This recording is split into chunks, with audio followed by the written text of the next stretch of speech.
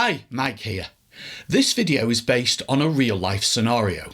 A client wanted to create what they called an employee directory.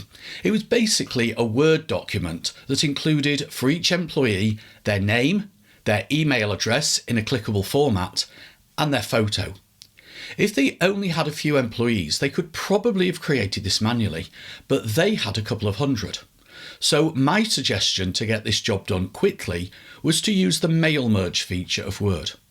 If you're not familiar with mailmerge, it automates the generation of personalised documents, letters, labels, catalogues, to name but a few, by merging a Word document with a data source. The data source is often an Excel file that contains the individual pieces of information to be pulled through to the document. In this video, which is based on my client's request, the names and email addresses are in a CSV file, which has been generated from a data export from the company's HR system. The photos are individual JPEG files which I've placed in a folder on my desktop. If you're wondering where Excel comes into the demo, I'm going to use Power Query to create the Excel file that will act as the source data for the mail merge. The Excel file will contain the names and email addresses from the CSV file and the names of the JPEG files. In the first part of the video, I'll create the data source and then I'll show you how to do the mail merge. And what makes this different to a typical mail merge is that I need to pull the actual images into the Word document. Let's do the CSV file first. In a new Excel file, I'm going to click on Data and then click on From Text or CSV. I'll select the CSV file, which is on my desktop, and click Import. Now, if all I wanted to do was load the data into the worksheet, I'd click Load, but as I said, I need to combine this data with the names of the JPEGs, and that's done in the Query Editor. Plus, in this instance, Excel isn't recognising the first row from the CSV as column headings. So I'll click Transform Data to open the Query Editor. The Query Editor is used to clean up and transform the data. So I'll start by fixing the column headings problem by going to Transform and Use First Row as Headers. And as you can see, what that does is it takes what was on row 1 and moves it up to being the headers. At this point, I could close the Query Editor and go back to Excel and create another query to bring in the names of the JPEGs. But I can also create that second query directly from the Query Editor. On the Home tab, over on the right-hand side of the ribbon, there is a new query section. I'll click on New Source, File, Folder. Select the folder, Employee Photos, and click Open. At this stage, I don't want to combine. I have some work to do on that data, so I'm going to click on Transform Data. So now I have two queries. Employees lists the data from the CSV, and Photos lists information about each file in the folder that I selected. In the Photos query, I need to combine the name column with the folder path column to get the path and file name of each JPEG.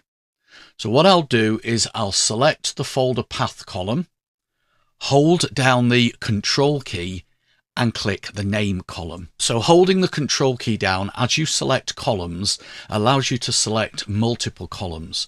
But it's also important to note that the order that you select is important. I deliberately clicked on folder path and name because in a minute I'm going to merge those columns together. And as you select the columns, the order that you select determines the order that they'll be merged. I want to merge folder path and name, not name and folder path. So what I'll do now is click Transform and then Merge Columns. I'm going to give a name to this new column. I'm going to call it Photo and click OK. You can see that we now have a new column called Photo. I'll just widen it a little bit.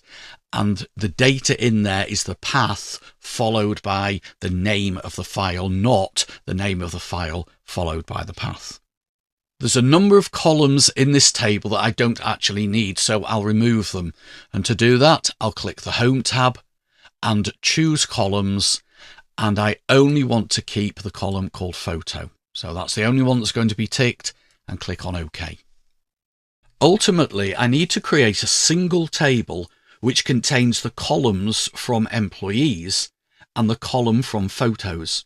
To do this, Excel needs to know which photo to attach to which employee. And to do that, I need a common column in each table. That's a column in each table that contains the same data. It would make sense to create an employee ID in the photos table, which I can then link to the employee ID in the employees table. Because the JPEG file names are the employee IDs, and that was deliberate, I can create a new column in the photos table by extracting the text between the final backslash and the full stop. To do that, I click Add Column because I want to create a new column, Extract because I want to extract some characters from each of those values in that photo column, and Text between delimiters because the text I want to pull out and make a new column from is between two characters. The start delimiter is the backslash, the end delimiter is the full stop. But it's actually the text after the fifth backslash. So I go to Advanced Options, and in number of start delimiters to skip, I type in a 4, and it'll jump over 4 backslashes. So when I click OK, I get what I need. Finally here, I'll rename the column, and I'll call the column Employee ID by double clicking on the column heading and typing Employee ID. The next step is to merge the two tables together. Rather than creating a new table that includes all the columns from the employees table and the photo column from the photos table, I'll add the photo file name column to the existing employees table. So I go to the employees table, click on the Home tab, and click the drop-down arrow next to Merge Queries. Now, as I said, I don't want to create a new table, so I don't go for Merge Queries as new. I click Merge Queries. Select the Photos table as the second table, and then click on Employee ID in the Employees table and Employee ID in the Photos table, and click OK. So I now have a new column in the Employees table. It's not got the data in it. It just says Table. If I click on the double-headed arrow just to the right of Employee Photos, it then lists all the columns from that table. The only column I want to include is Photo. I don't want to include the Employee ID. There's no point because it's already in the Employees table. I will also untick Use Original Column Name as prefix. Otherwise, the column will be called employeephotos.photo. I just want it to be called Photo, and click on OK. I can now close the query editor, and when I do, Excel will take both tables and load them into the spreadsheet. So to avoid that, because I only want to take the employees table and load that into the spreadsheet, if I click the Close and Load button, click the lower half of it and choose Close and Load To, what that will do is that will give me more options. And I'm going to choose Only Create a Connection.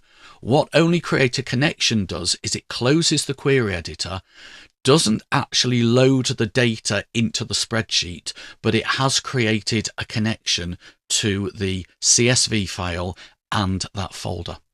Now you'll see what I'm going to do next in a minute. So I'll click on OK. That then displays the Queries and Connections panel. If that panel isn't displayed, by the way, you can go to the Data tab and click Queries and Connections. And then on the Employees table, I'm going to right-click and select Load To, and select table. And what that will do is load the data from that table into the spreadsheet. And that way the employees' photos isn't loaded into the spreadsheet. And then I'll save the file. So I'll save the file, I'll call it employee list and put it on my desktop. So now the data is prepped, I can create the mail merge. I've opened a Word document called employee directory. I'm going to go to mailings, start mail merge, letters, and it will then know to use this document for the mail merge. Then I'll click select recipients, use an existing list, and go to my desktop and select the employee list file. That's the Excel file I've just created. Click open. And in that Excel file, the data is in sheet 1. So that's the one I'll choose. Click OK. I'll then click just to the right of name, leave a space, and to put the name in there, again from the mailings tab, click insert merge field, first name. Press the space bar, insert merge field, surname. Click to the right of the email address heading, space, insert merge field, email address. And I'm going to make that font bigger. I'll make that 16 points. I want to make the email address clickable, so I will highlight the email address field and I will press Ctrl and K, which is the keyboard shortcut for inserting a hyperlink. Click on email address, and in the email address box you can type anything. You can type a real email address or you can type a made-up email address, as long as it's in an email address format. So I can put something simple like a@a.com. It doesn't matter, as I say. And then click on OK. The data from the first record of the source data is displayed. So it's pulled the email address through from the first row of the Excel spreadsheet. If I press Alt and F9, what that does is it displays the field codes. I'm going to select the a@a.com and I'm going to delete it. I'll then leave the cursor flashing immediately after the mail to and click mailings, insert merge field, email address. What that's done is it's replaced the a@a.com with the actual email address merge field. If I then press Alt F9 again, that hides the field codes. Inserting the images is a little bit more complex. I'll place the cursor where I want the image to go, which is underneath that dotted line, and press Ctrl and F9. What Ctrl and F9 does is it puts a pair of curly brackets or curly braces into the document. You must do it that way, by the way. You can't just type the curly brackets. Then I type include picture and a space. Then press Ctrl and F9 again, and that inserts 2 more brackets. And inside those brackets, I'm going to type if true and a space, and then press Ctrl F9 again, and it puts in more brackets. Then type merge field, followed by a space, followed by the word photo in double quotes. Photo being the name of the field, the name of the column back in the Excel spreadsheets. And then between the last 2 brackets, I want to type a space, followed by a backslash, followed by a lowercase d. Then press Alt F9 again to hide the merge fields. And what it does is it brings the first picture through to here. I'm going to save this file, and then to actually do the merge, from the Mailings tab, click Finish and Merge, Edit Individual Documents, and click OK. And if we now scroll through, you can see that it's produced a new document which it's pulling the information through from the Excel spreadsheet. It's pulling the name, it's pulling the email address, and it's pulling the photo. Well, I hope you found the video useful. If you did, please give it a like. And if you're not already subscribed, please consider subscribing to the channel. I'll catch you in the next video, but until then, have an excellent day.